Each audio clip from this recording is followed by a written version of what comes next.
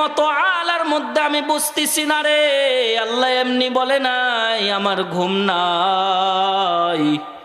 আল্লাহ বলে গভীর রাত্রে কোন বান্দিতে জানি আমি আল্লাহ রে আল্লাহ বলে ডাক দেয়। কোন বান্দিটি জানি পেটের ভেতরে সন্তান নিয়ে ব্যথার কারণে আল্লাহ বলে ডাক দেয়। আর আমি আল্লাহ যদি ঘুমায় যাই, বান্দি আমারে আল্লাহ বলে ডাকবে, আর আমি আল্লাহ সাড়া দেব না। আমি আল্লাহ এটা হতে পারি না। জোরে কোন সুবহান।